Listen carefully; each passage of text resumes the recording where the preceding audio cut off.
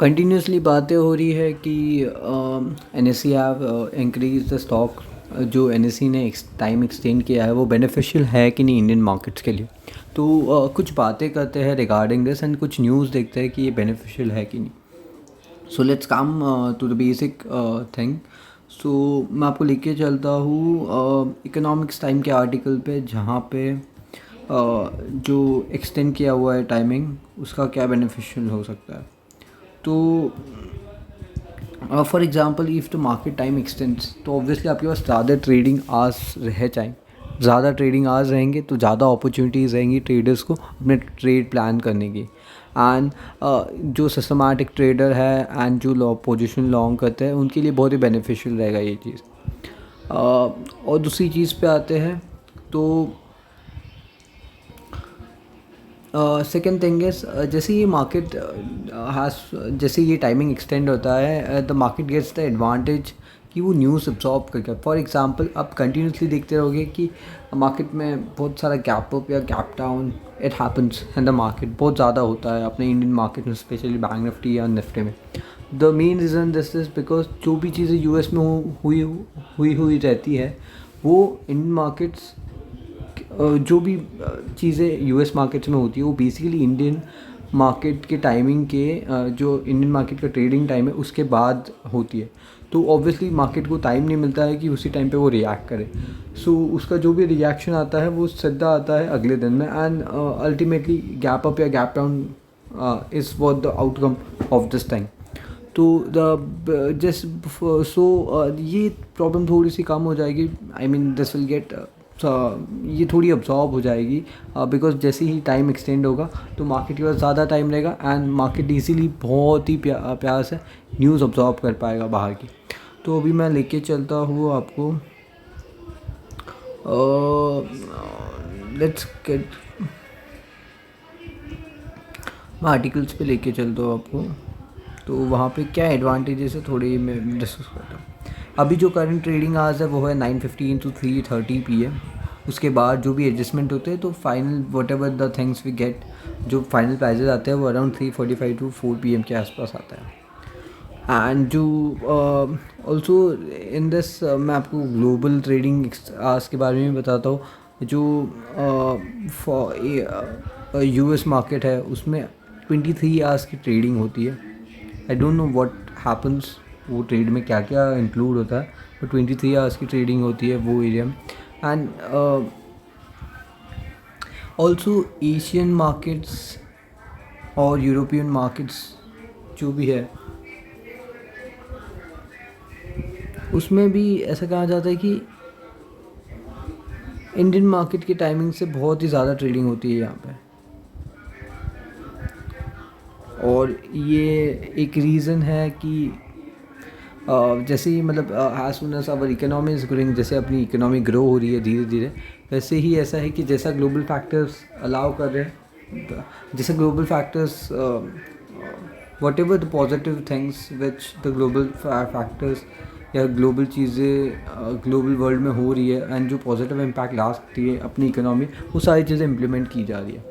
And also एक और चीज़ इसमें हो जाती है कि जैसे ही टाइमिंग एक्सटेंड होता है द थिंग इज़ कि इससे क्या होता है कि बहुत सारे ट्रेडर्स पार्टिसिपेट कर सकते हैं। फॉर एग्जांपल आप ऑफिस जाते हो तो ये office timing is from 9 to 5 PM, तो आपको बिल्कुल मार्केट आवर्स में ट्रेड करने को नहीं मिलता है। बट जैसे ही टाइमिंग एक्सटेंड हो जाता है तो automatically I mean you get an advantage of trading. Also ये एनएससी और इंडियन इकोनॉमी को भी बहुत बेनिफिट कर सकता है। जैसे फॉर एग्ज़ाम्पल क्या क्या होता है कि most of the traders want to trade in SGX Nifty, जो I mean SGX Nifty 22 to 23 hours it gets traded over the whole world. तो बहुत सारे कॉन्ट्रैक्ट्स ट्रेड होते हैं SGX निफ्टी के। And but basically Indian resident can't जो इंडियन रेसिडेंट है वो ट्रेड नहीं कर सकते हैं ये इन SGX निफ्टी। बट क्या होता है कि अभी फॉर एग्जांपल एक जो ट्रेडर है एंड कोई ना कोई तरीका निकालता है एंड ऑब्वियसली इफ़ समवन कोई इसका फ्रेंड या फिर कोई रिलेटिव और whoever इज़ कनेक्टेड इन सम वे, कोई वे में वो ऐसे कनेक्टेड है या फिर कोई फैमिली से कनेक्टेड है, तो उनके नाम पे अकाउंट खुलवा के ट्रेड कर लेते हैं, and because they don't want to miss out the opportunity जो मिल रही है वहाँ पे। सो ये सेंस भी बनाता है। So basically this problem also get sorted. I mean जो वॉल्यूम्स जो SGX निफ्टी पे देखेंगे वो डायरेक्टली निफ्टी पे आ जाएंगे या फिर बैंक निफ्टी पे आ जाएंगे, बिकॉज द थिंग इज जैसे ही आज एक्सटेंड हो गया, ऑब्वियसली बहुत ज़्यादा लोग ट्रेड करने आएंगे, अच्छे वॉल्यूम्स मिलेंगे तो फिर जो ब्रोकर्स हैं उनको ज़्यादा ब्रोकरेज मिलेगा, ज़्यादा कमीशन मिलेगा, ज़्यादा कमीशन मिलेगा, क्योंकि ट्रेड्स ज़्यादा होंगे तो commission and everything will get added.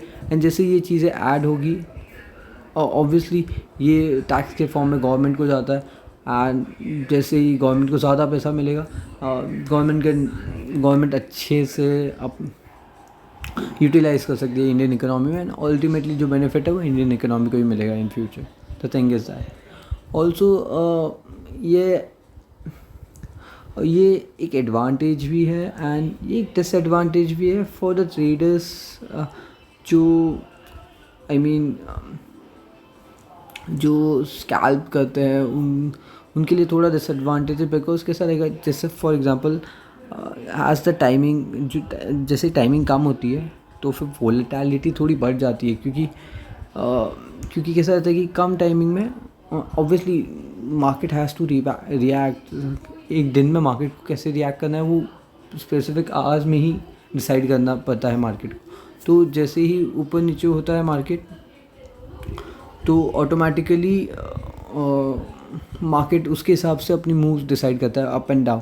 तो वोलेटिलिटी कम होगी तो मूव्स कम मिलेंगे, तो इसकी वजह से जो ट्रेडर्स स्कैल्प ट्रेडर्स हैं उनके लिए थोड़ी दिक्कत आएगी। ऑब्वियसली जो सिस्टमैटिक ट्रेडर है, for example saddle, triangle, butterfly, for example बहुत सारी चीज़ें हैं जो सेलिंग में वो प्लान करते हैं, उनके लिए बहुत अच्छी हो जाएगा, because they will get more time and more premiums will get ticked over here. And इसके बाद बाकी ऐसा कुछ खास डिसएडवांटेज नहीं है, but yeah this can be utilise for some good purpose. कुछ अच्छी रेट्स मिल सकते हैं, आज सच कुछ स्टॉक्स पे इफेक्ट नहीं आएगा, स्टॉक के प्राइस पे इफेक्ट नहीं आएगा, but yeah this is a good thing and I hope कि ये चीज़ें बेनिफिटेड आए इंडियन इकोनॉमी के लिए। Thank you, I hope you enjoy this video. कुछ और वीडियोज़ चाहिए प्लीज़ कमेंट करना। I am very desperate to do things in this sector because मुझे बहुत अच्छा लगता है। I hope have a good day, bye guys.